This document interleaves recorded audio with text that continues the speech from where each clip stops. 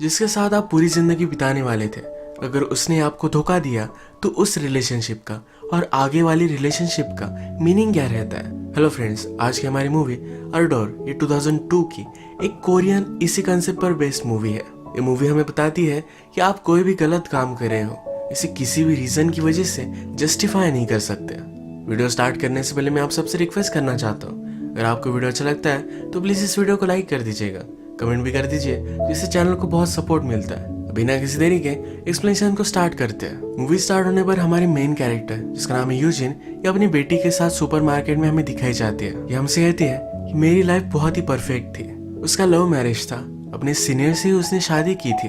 वो आजकल अपनी लाइफ से खुश थी और उसे लग रहा था कि ऐसा ही हमेशा चलता रहेगा। उस रात भी उसे यही लगा था। अचानक से उनके डोर पर नॉक आए और एक लड़की वहां थी। ये उसके हस्बैंड की कलीग थी। वो एक अलग कंट्री में जाने वाली थी, तो लास्ट टाइम यूजिन के हस्बैंड से मिलने के लिए आई हुई थी। वो उसे डायरेक्टली पूछती है कि तुम आए क्यों नहीं। उस लड़की ने यूजिन को एक्सप्लेन करने के लिए कहा कि आपके हस्बैंड ने मुझे बहुत हेल्प की है।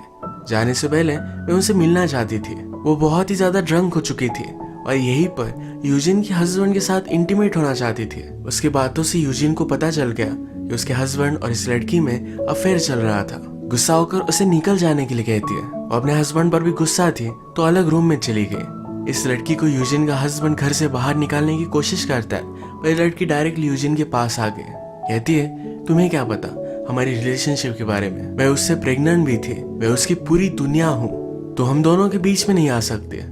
तुम उसकी वाइफ हो, तुम्हारा उस पर जितना हक है उतना ही मेरा भी है। इन दोनों में फिर झगड़ा हो गया और उस लड़की ने एक चीज जोर से यूजिन के सर पर मारी। इस इंसिडेंट के बाद डायरेक्टली 6 मंथ गुजर चुके हैं। हम देखते हैं कि यूजिन अपनी बेटी को स्कूल में छोड़ने के लिए आई हुई थी। ये टाउन नया नया है। यूजिन के सर पर बड़ी चोट आई थी और उसी वजह से अभी भी उसे पेन होता है। फर्स्टली यूजिन और उसका हस्बैंड सियोल में यानी कि सिटी में रहा करते थे, पर अब डायरेक्टली एक टाउन में आ चुके हैं। सर पर चोट लगने की वजह से यूजिन की तबीयत अब ठीक नहीं रहती। दिन भर उसे स्लीपीनेस रहता है।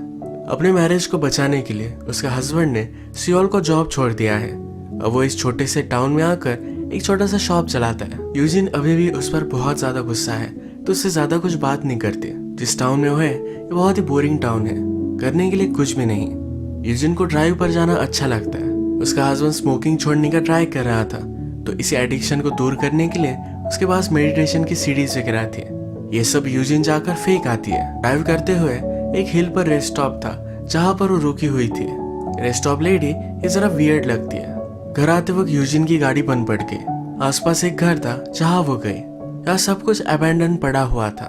यहाँ पर एक कपल की फोटो फ्रेम थी। ये इंडिकेट करता है कि उनकी फैमिली भी बर्बाद हो चुकी थी। यूजिन की गाड़ी रास्ते पर ही थी तो उसे हॉकिंग की आवाज आती है। हॉकिंग करने वाला ये हमारा और एक मेन कैरेक्टर है, इसका नाम है इंगू। यूजिन उससे कहती है कि गाड़ी अचानक से बंद पड़ गई, तो इंगू ने इस गाड़ी को देखा। उसे पता चला कि गाड़ी में पेट्रोल ही खत्म हो चुका है। वो फिर यूजिन को पेट्रोल लाने में हेल्प करता है। इंगू कहता है कि हम दोनों नेबर्स हैं। उसके घर से यूजिन का घर दिखता है। यूजिन इस पर कुछ भी बात नहीं करते। उसने उसकी इतनी सारी हेल्प की पर पूरे रास्ते में वो कुछ भी नहीं बोली। इंगू कहता है लगता है तुम अपने ही वर्ल्ड में खोई हुई हो। इसके बाद यूजिन यहाँ से चली गई। नेक्स्ट सीन में हम देखते हैं यूजिन और उसका हस्बैंड अपने फ्रेंड्स के साथ लंच कर रहे थे। यूजिन और फ्रेंड की वाइफ इन दोनों में कन्वर्सेशन होती है। फ्रेंड की वाइफ कहती है तुम हमेशा घर पर ही रहती हो, क्या तुम बीमार हो। लोग इसके बारे में बात कर रहे थे। इस टाउन में बहुत ही ज्यादा गॉसिप चलता है। थोड़ा सा भी कुछ हो गया तो सारे टाउन को पता चल जाता है। यहाँ हमें ये भी पता चला कि इंगू अकेला ही रहता है। लोगों ने वंडर किया था कि एक डॉक्टर जिसकी वाइफ है वो अकेला क्यों रहता है। स्कूल से घर आते वक्त यूजिन की बेटी अपने एक फ्रेंड को भी लिफ्ट देने के लिए कहती है। यूजिन की बेटी की फ्रेंड ये रेस्ट हाउस लेडी की ही बेटी है। रेस्ट शॉप लेडी को पसंद नहीं आता कि उसकी बेटी किसी स्ट्रेंजर की गाड़ी में घर पर आई। घर आने के बाद यूजिन टीवी के सामने बैठी और बहुत रो रही थी। उसका हस्बैंड जब घर पर आया तो उससे पूछता है ऐसा क्या हुआ है। वो कहती है कि मैं फिर से नॉर्मल लाइफ नहीं जी सकती। हस्बैंड ने उस पर चीट किया तो अभी भी उस पर बहुत ही ज्यादा गुस्सा है। उसे लगता है कि उसके हस्बैंड को मर जाना चाहिए था और इससे भी बेटर यह होता कि उसे पता चलने के पहले वो खुद मर जाती। हस्बैंड इस पर नाराज हो गया। कहता है कि मैं भी इस मैरिज को बचाने की कोशिश कर रहा हूँ।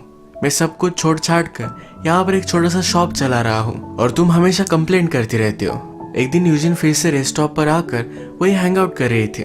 वहां पर इंगू पहुंचता है।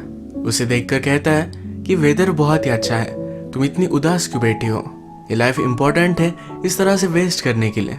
उसने उसे कॉफी के लिए पूछा। ये सीन हमारा यही खत्म हो जाता है। एक दिन यूजिन घर पर काम कर रही थी। अचानक से उसका सर बहुत ही ज्यादा दुखने लग गया। उसकी जो भी सब मेडिसिन थे अब वो खत्म हो चुके हैं। उसे पता था कि इंगू एक डॉक्टर है, तो उसे मिलने के लिए वो आई। इंगू से पूछता है कि कब से तुम्हें पेन हो रहा है? इंजू कहती कि मेरा एक्सीडेंट हुआ था। उसने मेडिसिन का नाम बता दिया। कहा कि मुझे सिर्फ इसका प्रिस्क्रिप्शन चाहिए, ज्यादा कुछ उसकी चेकअप की जरूरत नहीं है। इंगू भी उसे दे देता है। वो उसे कहता है तुम्हारा सर दुख रहा है क्योंकि तुम हमेशा सोई रहती हो, तुम्हें कुछ ना कुछ तो करना चाहिए। यूजिन को जाते जाते उसने रोक लिया। कहता है कि चलो हम एक गेम खेलते हैं। समर आने तक 4 मंथ है, तब तक हम कपल की तरह रहेंगे, मजे करेंगे, इंटीमेट होंगे। मुझे सिर्फ कोई रिलेशनशिप नहीं चाहिए। अगर मैंने या तुमने मुझे आई लव यू कहा तो ये गेम हम यही खत्म कर देंगे। इसके बाद हम एक दूसरे से नहीं मिल सकते। यूजिन पूछती है कि तुम ये सब क्यों करना चाहते हो? वो कहता है कि लाइफ बहुत चेंज होती रहती है, उसे रिलेशनशिप नहीं चाहिए और यूजिन उसे अच्छी लगती है। यूजिन ने पूछा तुम प्यार क्यों नहीं कर सकते? इंगू कहता है कि पहले प्यार करना, उसके बाद कन्फेशन, फिर शादी, उसके बाद फिर हम इंटीमेट होते हैं। उसे इतना सारा टाइम वेस्ट नहीं करना। यूजिन कुछ भी बोले बिना वहां से चली गई। इंगू कहता है तुम्हारी लाइफ बोरिंग है, मुझे पता है तुम वापस आओगी। नेक्स्ट सीन में हम देखते हैं यूजिन की बेटी की फ्रेंड को वो फिर से घर पर छोड़ रही थी, यानी कि रेस्ट शॉप की लेडी के पास। रेस्ट शॉप से बहुत सारी आवाजें आ रही थी। एक्चुअल में रेस्ट शॉप लेडी का हस्बैंड उसे बहुत मार रहा था। वो भागते भागते घर से बाहर आती है। यूजिन ने उसे वहां से भागने के लिए अपनी गाड़ी में लिफ्ट दी। रेस्ट शॉप लेडी कहती है कि जब मैं बार में काम करती थी तभी मेरा हस्बैंड मुझे मिला था। वो मुझसे प्यार करता है पर अपनी ड्रिंकिंग की वजह से हमेशा मुझे मारता रहता था। वो अलग अलग टाउन में जाती रहती है, उससे भागने की कोशिश करती है पर हर बार उसे ढूंढ ही लेता है। एक दिन बहुत सारी बारिश हो रही थी। इंगू यूजिन के घर के बाहर गाड़ी रोकता है और उसे देख रहा था। वो फिर गाड़ी से आगे चला गया। यूजिन ने नोटिस किया और वो भी अपनी गाड़ी में उसका पीछा करती है। अब यूजिन इंगू की गाड़ी में है। उससे पूछती है तुमने जितनी भी बार ये गेम खेला है क्या तुम्हें कभी प्यार नहीं हुआ? जिस तरह से इंगू यूजिन को गेम खेलने के लिए बोल रहा है उसी तरीके से इंगू को भी एक लेडी ने गेम खेलने के लिए बोला था। उसी के प्यार में इंगू पड़ गया था। वो फिर उसका पीछा करता था। उसने बहुत मारपीट की थी। वो कहता है कि तब मैं बहुत ही घटिया आदमी था। यूजिन पूछती है ये गेम कौन खेलना चाहेगा? इंगू कहता है कि ऐसी वुमन जो बर्बाद होना चाहती है। इंगू उसे एक मोटेल में लेकर आता है और वहां पर ये दोनों इंटीमेट हो जाते हैं। इंटीमेट होने के बाद इंगू यूजिन से कहता है तुम बहुत ही अमेजिंग थी, मैं तुम में पूरी तरीके से खो गया था। यूजिन को बहुत अच्छा लगा। वो उसे पूछती है कि तुम्हारी वाइफ को इसके बारे में पता है? वो कहता है कि उसे पता है पर जब तक मैं उसके सामने ये सब नहीं करता तब तक उसे कोई भी फर्क नहीं पड़ता। इसी वजह से यहाँ इस टाउन में आकर वो अकेला रहता है। अब इन दोनों का मिलना स्टार्ट हो गया। एक दिन ऐसे ही मिलने वाले थे पर यूजिन के हस्बैंड ने कहा कि एज अ फैमिली हम बहुत दिनों से कहीं नहीं गए। यूजिन उसे मना नहीं कर पाई, उसके साथ चली गई। यूजिन और उसका हस्बैंड जब रेस्ट स्टॉप पर रुके तो यहाँ इंगू भी था।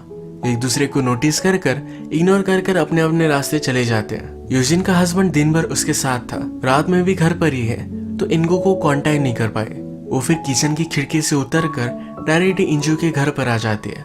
उसने उसे बताया कि वो कैसी आई, पर इस बार इंगू गुस्सा हो गया। कहता है इस तरीके की डेंजरस चीजें तुम्हें नहीं करनी चाहिए। वो उसे देखकर खुश नहीं था तो यूजिन को बहुत ही अजीब लगा। वो कहती है कि हम दोनों आज मिल नहीं पाए, इसी वजह से मैं आई थी। इंगू कहता है इससे कुछ भी फर्क नहीं पड़ता। यूजिन भी गुस्से गुस्से में वहां से चली गई। घर में आते वक्त यूजिन के हस्बैंड ने उसे देख लिया तो पूछता है कि कहाँ गई थी। वो कहती कि मैं वॉक के लिए गई थी। आज रात उसका हस्बैंड उसके साथ इंटीमेट होना चाहता था तो वो भी उसे अलाउ करती है। इंगू की वाइफ सिटी में रहती है। वो एक दिन अपने फ्रेंड्स को लेकर उसे विजिट करने के लिए आई हुई थी। हर साल अपने फ्रेंड्स को लेकर आती है और ये बहुत मजे करते हैं। यूजिन ने देखा तो इंगू के सामने से वो थ्रैश फेंकने के लिए गई। वो जंगल में बहुत ही आगे चली गई थी तो इंगू भी उसके पीछे पीछे आता है। यूजिन उससे आई लव यू कहती है। इंगू सरप्राइज्ड हो गया तो कहती है कि मैं सिर्फ प्रैक्टिस कर रही थी। आई लव यू का मतलब है वो कभी भी गेम से एग्जिट हो सकती है, इसी को प्रैक्टिस थी। इसके बाद ये दोनों यही जंगल में इंटीमेट हो जाते हैं। इंगू को उसके फ्रेंड्स ढूंढ रहे थे पर इन्हें कुछ भी फर्क नहीं पड़ा। यूजिन एक रात अपने हस्बैंड के साथ थे और उसे इंगू की याद आ गई। वो बहाना बनाती है कि वो अपने एक फ्रेंड के पास जा रही है और डायरेक्टली इंगू के पास आई। इंगू से पूछता है तुम यहाँ ऐसे कैसे आ गए। वो कहती है मुझे तुम्हारी बहुत याद आ रही थी। वो इस रिलेशनशिप को अब सीरियसली ले रही है। इंगू कहता है तुम्हें रियलाइज करना चाहिए ये कुछ भी सीरियस नहीं है। नेक्स्ट सीन में हम देखते हैं यूजिन की सिस्टर का मेमोरियल था, इसलिए अपनी मदर को मिलने के लिए वो सियोल जाने वाली थी। वो इंगू से पूछती है अगर तुम चाहो तो हम दोनों वहां मिल सकते हैं, पूरी रात एक साथ स्पेंड कर सकते हैं। इंगू भी इसके लिए मान जाता है। सिस्टर की मेमोरियल पर वो अपनी मदर के पास आई हुई थी। उसकी मदर कहती है कि अब हमें मूव ऑन कर लेना चाहिए। उसकी सिस्टर के हस्बैंड ने भी शादी कर ली, तो इनका ये मेमोरियल करने का कोई भी पॉइंट नहीं है। यूजिन की पहले ही अपनी मदर के साथ उतनी अच्छी रिलेशनशिप नहीं थी।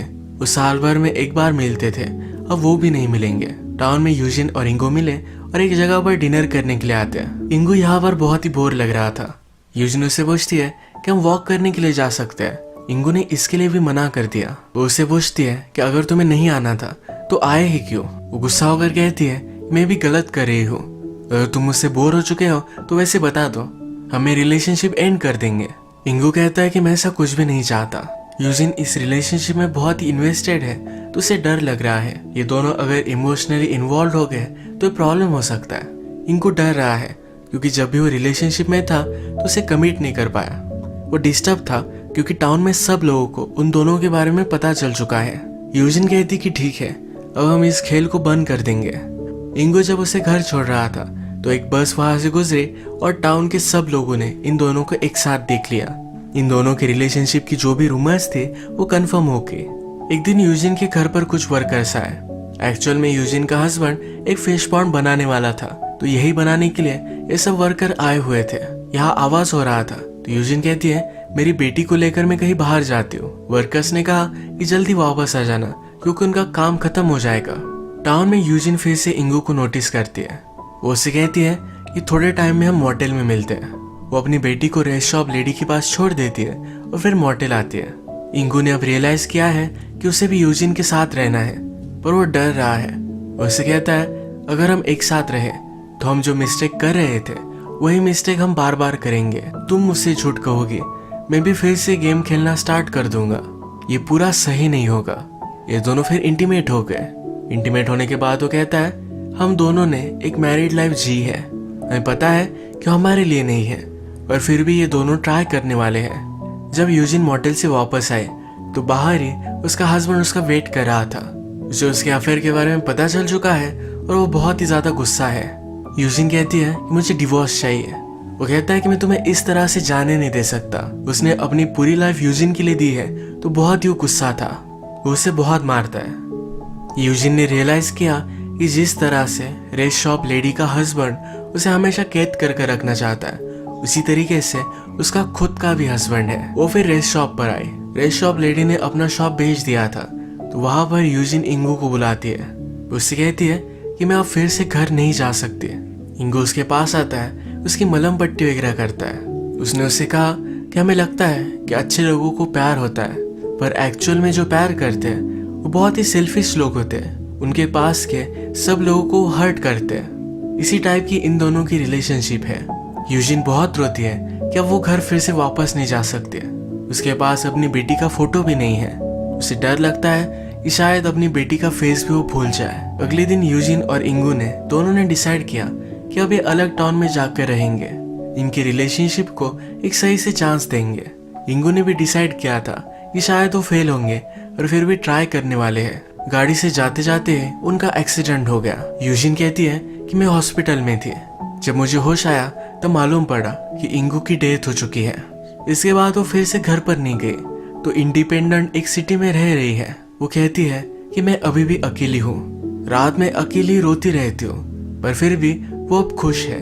वो इंडिपेंडेंट है, कोई उसके साथ हो। इसी वजह से वो किसी भी टॉक्सिक रिलेशनशिप में नहीं रहना चाहती। फ्यूचर में कभी ना कभी उसे खुशी मिल ही जाएगी, इसके लिए होपफुल है। अगर हम इस मूवी की बात करें तो यूजिन का हस्बैंड भी गलत था, और वो भी। जिनका हस्बैंड उसने अपनी मिस्टेक सुधारने की कोशिश की, पर वो अनफेथफुल था। इसके कुछ भी फर्क नहीं पड़ा। यूजिन डिप्रेस्ड और अकेली थी, तो इसी वजह से वो इंगू के साथ थे। जो चीज गेम्स में स्टार्ट हुई थी वो सीरियस बन गई। ये अपनी रिलेशनशिप को ट्राई करने वाले थे, तभी इंगू का एक्सीडेंट हो गया। यूजिन के साथ लाइफ में बहुत सारी चीजें हुई। और फिर भी वो फ्यूचर को लेकर ऑप्टिमिस्टिक है। इसी तरीके से मूवी एंड हो जाती है। अगर आपको वीडियो अच्छा लगा तो प्लीज़ इस वीडियो को लाइक कर दीजिएगा। बहुत सारी मूवीज़ लेकर आते रहता हूँ, तो प्लीज़ इस चैनल को सब्सक्राइब कर दीजिए और बेल नोटिफिकेशन आइकन दबाना मत भूलिएगा। फिर से मिलेंगे और एक नई मूवी के साथ। तब तक के लिए थैंक यू और आप अपने आप का ख्याल रखिए।